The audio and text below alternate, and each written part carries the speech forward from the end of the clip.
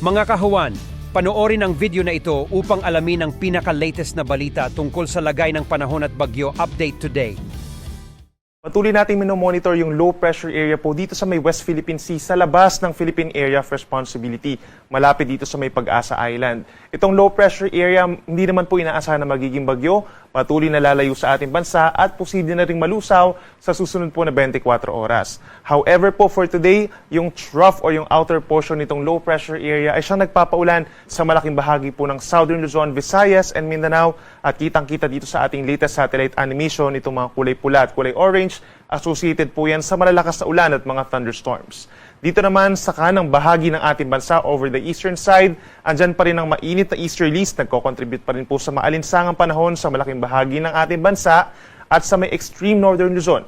Andyan naman yung tinatawag na frontal system o yung linya kung saan nagsasalubong po yung easterlies na mainit at yung malabing na hangin galing sa hilaga kaya't mataas din ang mga tsansa ng ulan sa mga susunod na araw over extreme northern Luzon.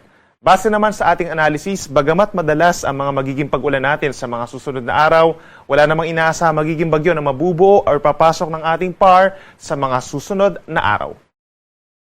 In terms of init, asahan po yung pinakamataas na or kahapon sa Butuan City, Agusan del Norte po nakapagtala tayo ng highest heat index na 45 degrees. Sinundan niya ng 44 degrees sa Maylawag City, Ilocos Norte and Iloilo City. Ito po yung mga dangerous levels of heat index. Gayun din sa may southern part of Metro Manila, umabot sa 42 degrees sa may Pasay, habang sa may northern portion of Metro Manila, sa Quezon City hanggang 40 degrees ang naramdamang init kahapon. Pero ngayon po, aasahan pa rin sa may Butuan City hanggang 45 degrees po na heat index. Gayun din sa Metro Manila, between 40 to 42 degrees ang maximum heat index for today.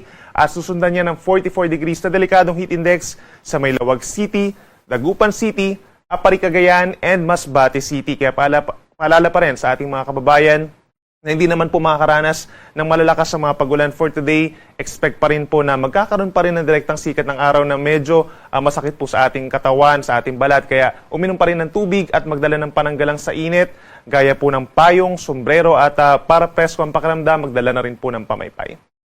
Base naman sa ating latest heat index map, asahan po yung mataas na tsansa ng mga delikadong heat indices sa may Ilocos region, sa mga kapatagan po ng Cagayan Valley, Aurora, Zambales, ilang bahagi pa ng Bicol Region, Northern Samar at ilang bahagi ng Caraga Region and Zamboanga Peninsula. Para naman sa maglalayag nating mga kababayan, in the coming days, wala naman tayong asahang gale warning, bagamat mataas na yung tsansa ng ating mga magiging pag-ulan. May mga thunderstorms po tayo kaya posibleng umakyat pa rin sa 1.5 metro ang taas ng mga pag-alon sa malaking baybayin po ng ating bansa. Pinakamataas dito sa may parting extreme northern Luzon, sa may Batanes, posible pa siyang umabot hanggang 2 metro.